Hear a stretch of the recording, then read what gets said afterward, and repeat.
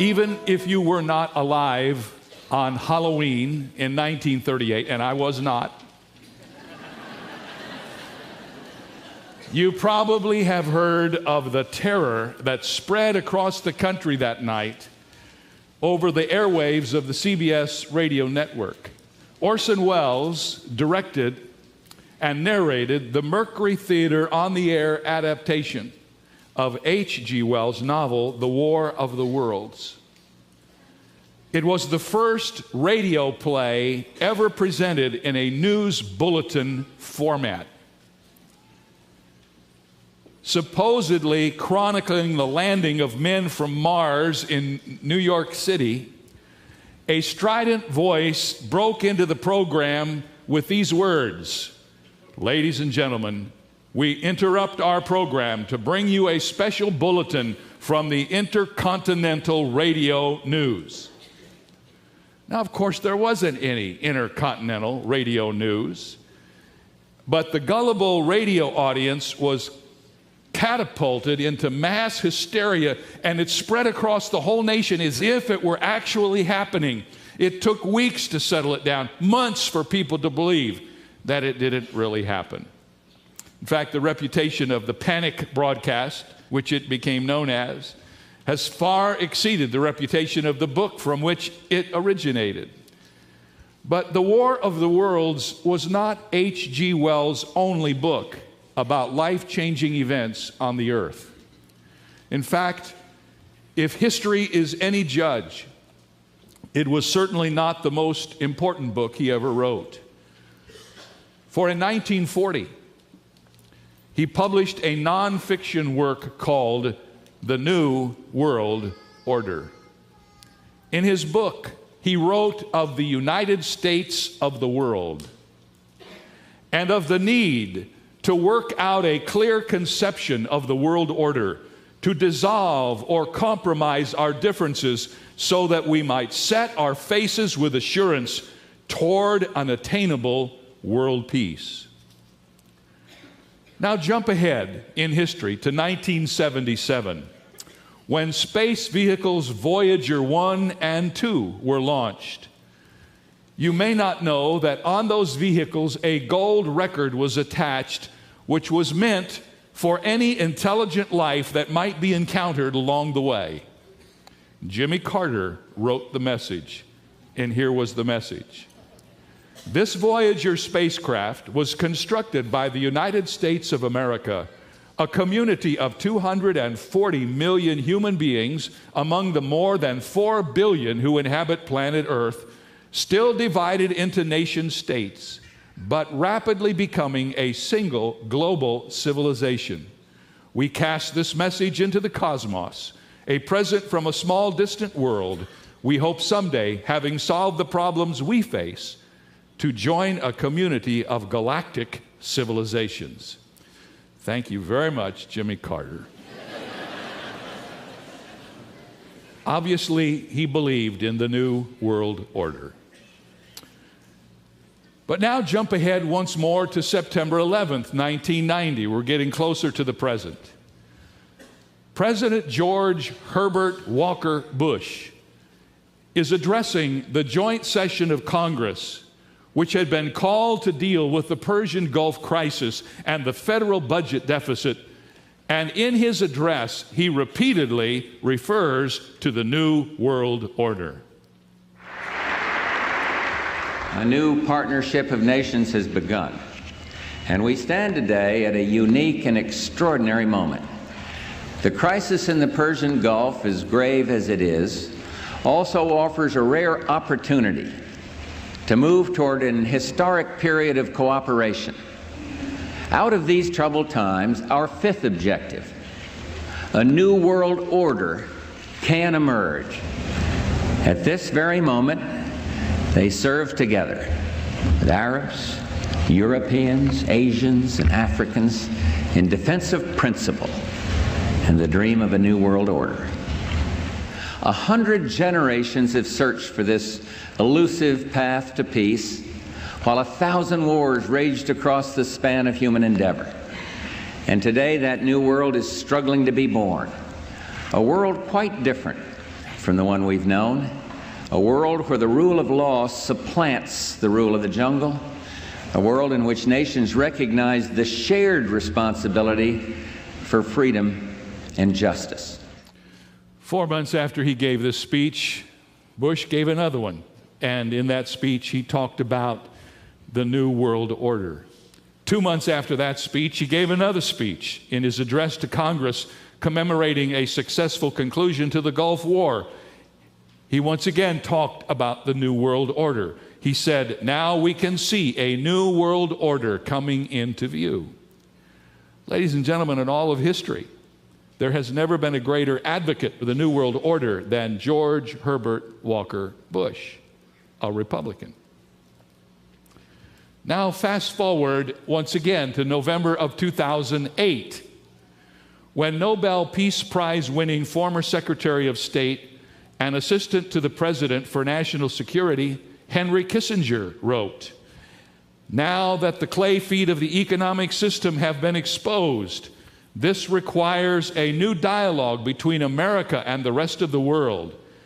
And then it's not just in the political realm. The Pope recently, in his encyclical letter of July 2009, wrote these words: "In the force of the unrelenting growth of global interdependence, there is a strongly felt need, even in the midst of a global recession. There is an urgent need of a true world political authority." He went on to say, "Furthermore, such an authority would need to be universally recognized and to be vested with the effective power to ensure security for all." Even Iranian President Mahmoud Ahmadinejad called for a new world order based on world ideas.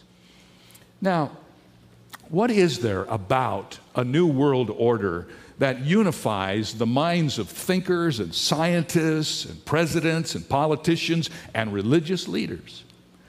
Economist and best-selling author Larry Bates writes, "I have said for many years that the term New World Order is merely a code word for one world socialism. As many have observed, the New World Order is not new, nor is it orderly. It is old. It is built on a foundation of chaos and confusion that is as old as history itself. In fact, the first appearance of the New World Order is found in the book of Genesis. I've called this the ancient appearance of the New World Order.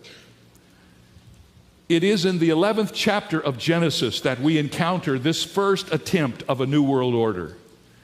The post-flood civilization, after Noah's flood, is described as possessing a unity of language, a natural nomadic element that caused them to journey from place to place.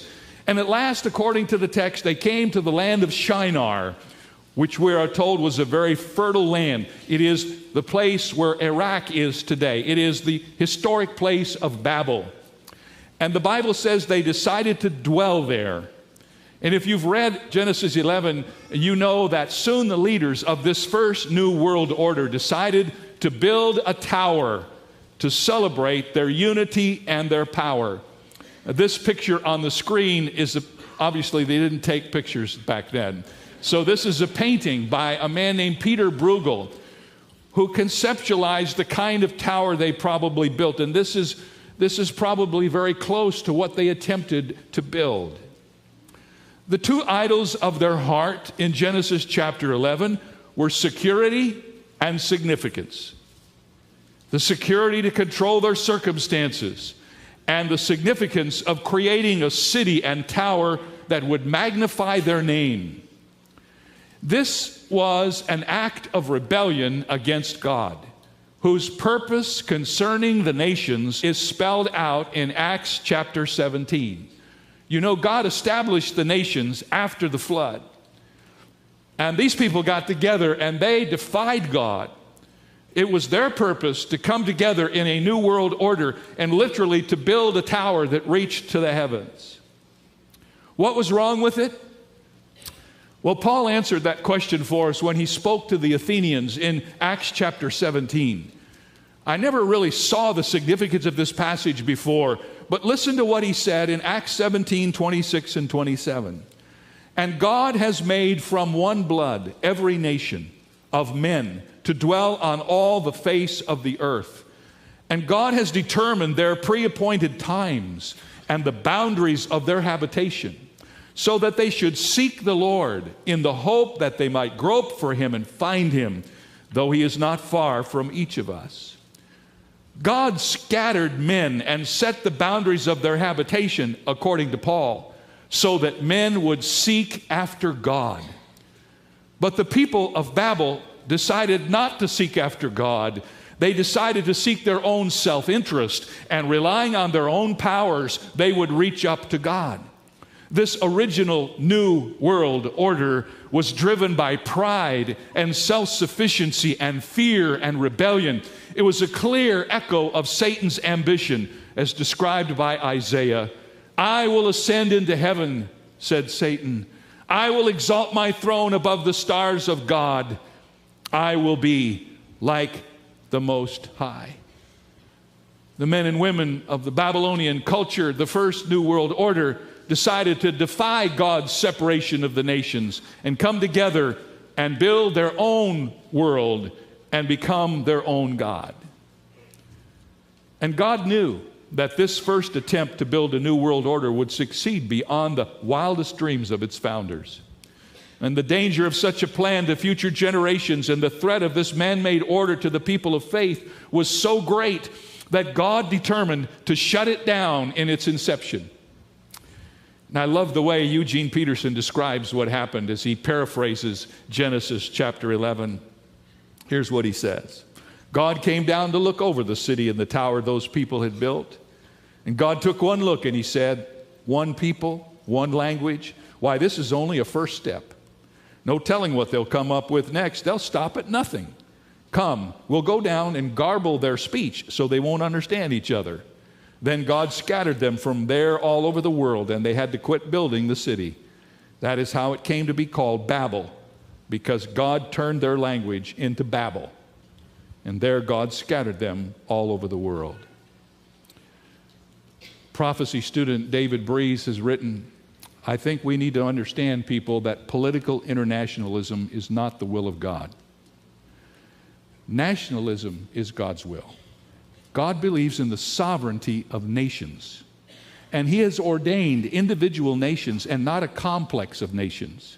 When men try in their own unregenerate power to put together a complex of nations and make them cohere without God, then you have built into the complex the seeds of its own destruction.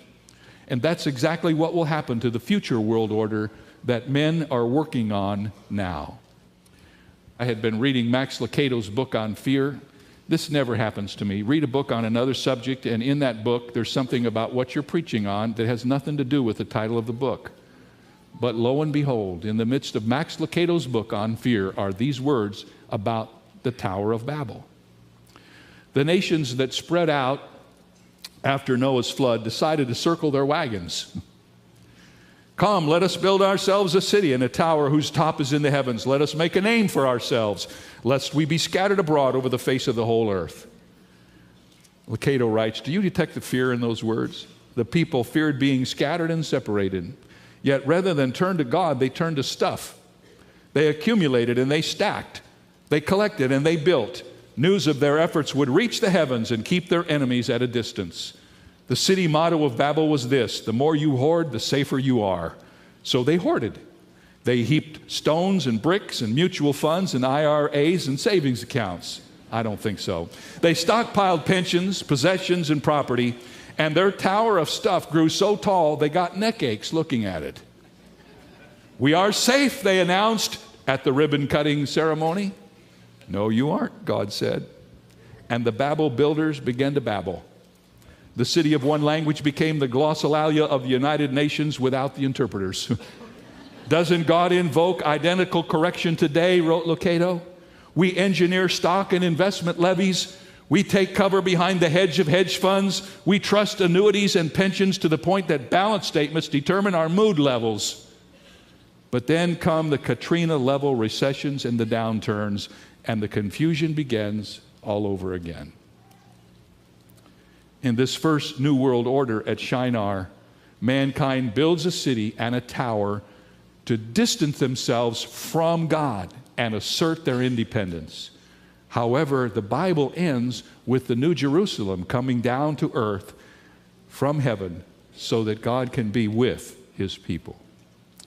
The ancient appearance of a new world order. This stuff we're dealing with right now began in Genesis chapter 11.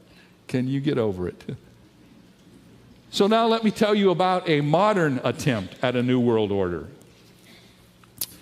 Our current attempt at a new world order is symbolized by the United Nations, headquartered in New York City. Now, you may not know this, but we fund that organization more than any other nation in the world. At the same time, we are at the wrong end of the criticisms of every nation that's a part of it. Kind of a strange thing. Now, the United Nations is an interesting picture of the New World Order. For instance, there's an 18-acre campus within the city of New York. It is actually international territory, the sovereign territory of the world, not the property of New York, not the property of New York State, and not the property of our nation. It exists in a vacuum in the city of New York. And it's interesting if you visit the United Nations to see how much of biblical stuff is there. Totally misunderstood, but there nonetheless. For instance, there's a mosaic called the Dove of Peace given by the Vatican. There is a peace bell from Japan. There's a statue called Let Us Beat Swords into Plowshares from Russia. Here's my favorite. There's a bronze .45 caliber revolver twisted into a knot, a gift from Luxembourg. Everywhere you look around the United Nations grounds, there are artist renderings portraying the world's desire for peace. Within the United Nations Security Council, which is primarily responsible for maintaining the peace and security of member nations, is an immense stained glass window, the creation of artist Marc Chagall. It's called the Peace Window. And the window is divided into two spheres by the tree of the Garden of Eden. At the bottom, close to the tree's root, is the snake, while the cross of Christ is depicted at the top right center in the corner. Chagall reportedly took his inspiration for this masterpiece from the Bible. But for all of its good intentions, the United Nations, since its inception, has been an example of bureaucracy run amok. It is overrun with fraud and pointless debates and international mismanagement and ludicrous behavior. For instance, in 2005, under the Secretary General Kofi Annan, the United Nations had been charged with investigating human rights abuses in member nations. In 2006, the Human Rights Commission was put together, including these members: Sudan, Zimbabwe, China, Russia, and Saudi Arabia. Every single one of these countries have themselves been accused of major human rights violations. It sounds like sending the fox to guard the hen house. In Rwanda, the United Nations peacekeepers did nothing to prevent 800,000 Tutsi deaths. In Bosnia, UN peacekeepers failed to protect approximately 8,000 Serbs. In Darfur, some of the worst human rights abuses of recent times continue, despite UN peacekeeper presence. But perhaps the greatest failure of the United Nations is her unfaithfulness to member nations. In 2005, former UN Secretary General Kofi Annan went on record with this pledge of support for Israel. He said, "A United Nations that fails to be at the forefront of the fight against anti-Semitism undermines its future. That obligation binds us to the Jewish people and to the state of Israel." But it was only words, because Israel continues to be the number 2 enemy of the United Nations. And here's a sad illustration of that. Since 1977, every November 29th, the United Nations has held an International Day of Solidarity with the Palestinian people. But shamefully, the United Nations waited until January 2005 to commemorate the Holocaust of the Jewish people, the worst tragedy in the history of the world, and they reluctantly recognize it. Let's face it, folks. when Hugo Chavez, Mahmoud Ahmadinejad, and Muammar Gaddafi are invited to hold court in the General Assembly, as they did recently, one could hardly consider the UN to be serious about world peace. Now, I have some good news for you. I've talked to you about the ancient appearance of the New World Order, the modern attempt at a New World Order. I want to tell you about the future arrival of a New World Order. Did you know there is a New World Order coming, and it's a good one? In fact, the future New World Order is commonly referred to as the millennium. Now, what is the millennium? You all have heard it. Some of you think the millennium is the period of time during which I preach every Sunday. No, that's not right. The millennium is made up of two words, mille and annum, which means 1,000 years. So the millennium is a period of 1,000 years. And it will take place, now watch this, we're in the period of grace right now. The next event on the scene is the rapture of the church when Christ comes to get all of his saints. Then there's 7 years of tribulation on earth. And at the end of that 7-year tribulation, Christ will come back with his saints and set up his kingdom on this earth. And he will rule and reign on this earth for 1,000 years. 6 times in Revelation 20:1-7, you will see the words 1,000. After humans have exhausted every way to create peace and to govern themselves apart from God, after they have tried everything from the Tower of Babel to the United Nations, Jesus Christ will come to this earth and set up his government over all nations and peoples, and at last the world will live in peace. Many passages in the Old Testament describe this as a period of peace which will extend even to the animal kingdom. Those of you who worry about whether your pets go to heaven, I don't know, but God has a plan for them in the millennium, so hang on.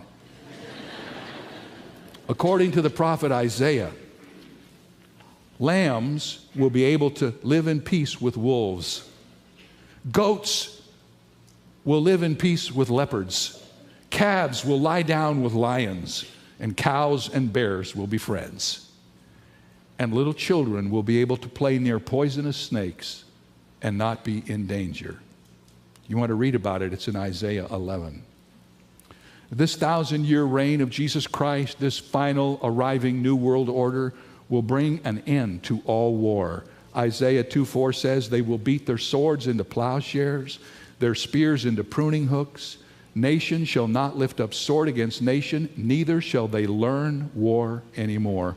At last there will be a time of peace when war will be no longer a term in our discussion, and Jesus Christ will rule and reign over the whole world. The Bible says the millennium will be a time of justice and prosperity. Psalm 72 speaks of the people of righteousness and justice being brought to the poor of the people and children of the needy. You talk about the good days. God has a plan for us. But he is the only one who can bring it to pass. He is the only one who can create this peace. And one of the things that is happening now is we're just going through the motions of demonstrating for the whole world how impossible it is to have peace without God. During this period of time, we're told that King David will be resurrected from the dead, and he will be a co-regent with Jesus Christ. He will reign alongside of Jesus Christ during the millennium. And not until that time will there be a new world order, and any attempt to create world peace before then is doomed to failure. Now, that is an issue that creates some tension for a lot of Christians, and so let me see if I can unravel it. Does the Bible not say that you and I are to be people of peace? In fact, Romans 12:18 puts it this way. Romans 12:18 says, if it is possible, as much as depends on you, live peaceably with all men. That is certainly a good instruction given to each of us individually, but it's not a national instruction. Do we want to have peace? Yes. But in a world that is fraught with sinfulness and evil and the desire to control, peace is only possible in a world like ours through strength. We are safe today because we are strong today. as we allow our strength to be taken from us through decisions that are made in order to make us more acceptable to the politic of the world, we will become not more safe, we will become less safe. I have written down in my notes somewhere a little statement somebody gave me years ago that goes like this: prize fighters and linebackers don't get mugged. And you know, it's an important thing for us to remember that the reason we're safe today in this hostile world is not because everybody loves us, but because everybody fears us. And we are safe because we are strong. I hope we never lose sight of that. And we're going to find out in the near future whether or not that will prevail. Should we be men and women of peace? Yes. Should we try to work out peace? But you see, one of the things about peace is peace demands concession. And there is a peace that we can create that gives away everything that's worthwhile to us. And we must be careful that we do not do that. So why is it that we should not pursue a one world order and make it our objective as a nation? Here's the first reason. The New World Order promises a peace it can't produce. Did you know that? Worldwide peace, nothing's more longed for than peace. We all want peace. Human wisdom cries out for peace, and the only hope for the survival of our world. We all want peace, but there is no peace apart from God. After all the years and all the attempts at peace, we find ourselves at war. We've been at war almost continually. Every peace treaty that we sign with other nations, even including NATO, is violated every time you turn around. As the world conditions continue to worsen, we are heading toward the promise of a peace by a world dictator who will come and say, I will provide peace for you. We know him as the Antichrist. And the Bible says he will use peace to manipulate the world. He will promise peace, and by that time everybody will be so hungry for peace, they'll be willing to give away anything. And he will take control of the world. And that false peace will be in its early stages when Jesus Christ comes back for the church. It will fully unfold at the beginning of the tribulation period. And the Apostle Paul describes that like this: when they say peace and safety, sudden destruction comes upon them as labor pains upon a pregnant woman, and they shall not escape. The Antichrist will use this false promise of peace to lull the nations asleep while he sets up his reign of terror and destruction. And Daniel says, by peace he shall destroy many. By peace he shall destroy. This false peace of the Antichrist represents the very best that man can do without Jesus Christ. Isaiah 57:21 says, there is no peace, says my God, for the wicked. The problem with setting up a new world order is it promises something it can't deliver. You know why? Because every nation that's in the new world order is filled with leaders who have corrupt hearts. The Bible says all men are sinful before God. And every man who gets into a place of leadership wants to control. The Bible doesn't say this, but a long time ago, Lord Acton said it. He said, power tends to corrupt, and absolute power corrupts absolutely. So the quest for power destroys the possibility of world peace. Secondly, it presumes a unity that is impossible. Everybody wants us all to just get along. Can't we just be one? There can never be peace when evil people are the architects. You've heard me say this before. One of my favorite C.S. Lewis quotings is this: no clever arrangement of rotten eggs will make a good omelet. And that's true. It promises a peace it can't produce. It presumes a unity that is impossible. And then what we're learning is it paves the way for a one world leader. And we have seen this happen over the years. We've seen it in history. I wish I had time to tell you the story of Germany and what happened in Germany with Hitler. Everywhere you look in history, you find a similar scenario where people get desperate and they look to a leader, and the leader takes advantage of their desperation and their crisis and leads them to an even worse situation than they could ever have imagined. Today, men and women in this world are looking for a leader They're looking for someone who can make the pain go away, who can put the money back in their portfolios, who can give them a sense that maybe their children will be all right in the next generation. And as many of you know, they care not about the nature or the heart of the leader as long as he can deliver on his promise. And the Bible tells us in Daniel 7 and Revelation 13 that such a leader is coming. He will come upon this world with great charisma. He will be physically attractive, an outstanding orator, a man of great cruelty, and a spiritual bent as a cultic leader, and he will take control of the world, and they will be eating out of his hands. And we know this world leader as the Antichrist. Finally, we cannot pursue a world order today because it promises a peace it can't produce, presumes a unity that's impossible, it paves the way for a one-world ruler, and then fourthly, it produces the roadmap for a global economy. In the midst of our current global financial crisis, Nicolas Sarkozy, president of France, said, "We have attempted for years to achieve something. The crisis must be used as a chance that history does not repeat itself. We need," said Sarkozy, "we need an answer to this crisis." And according to him, that answer is in a man who can help us renew the global framework of our economy. The New World Order is all about the consolidation of power. That's what it's all about. It's about bringing everybody together so that one person can control everything. That only works if the one person is Jesus Christ. You can trust him. He never fails. He never outpromises. He never does not do what he says he will do. He has never before in history sinned. He is the perfect ruler for a new world order. And while we are watching what happens in our culture today, we need to be very vigilant as the people of God, not to just grab hold of the sound good stuff, the feel good stuff, but to step back for a moment and say, is this contributing to our nation or is this contributing to the world? Are we concerned about the world? Yes, but God has called us here.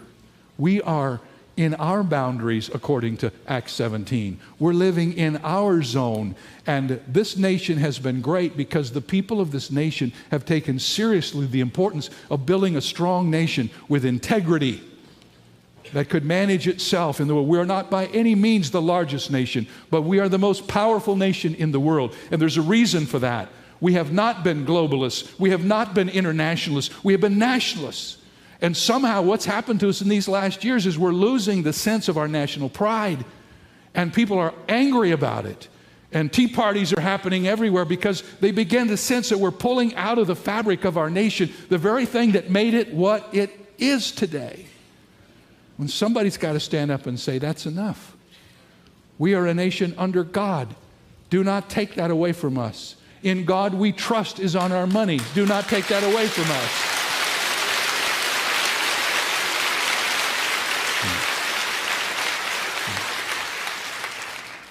And so in these days, as we look out at what's happening, nobody wants to be a critic. I have no desire to trade in my pulpit for a soapbox. But I want to tell you, I'm concerned as a biblical student that we are falling into the trap of the New World Order that will lead us down a pathway toward destruction. Let's ask God to give us wisdom. And let me just conclude with this. Without Jesus Christ, there is no peace. Do we all understand that? Let me tell you what I mean. Without Jesus Christ, there's no peace in the world. Without Jesus Christ, there's no peace in the nation. Without Jesus Christ, there's no peace in the churches. Without Jesus Christ, there's no peace in the family. And without Jesus Christ, there's no peace in your heart. If you don't know Jesus Christ, you can't have peace. Not lasting peace. Oh, you may have moments of the loss of anxiety, but you will never have lasting peace. Jesus Christ is called the Prince of Peace. Say that with me. The Prince of Peace. He is the Prince of Peace for the world. He's the Prince of Peace for the nations. He's the Prince of Peace for the churches. He's the Prince of Peace for your family, and He's the Prince of Peace for your heart. And if you don't know Him, it begins at the end of my list. You start finding peace in your heart. And then you discover it starts to bring peace to your family. And then your family becomes a part of a church, and you bring that peace to the church. And the church brings the peace to the nations, and the nations bring the peace to the world. But all of it is centered in Jesus Christ. We honor and glorify Him today. He is the one who is the peacekeeper of the world.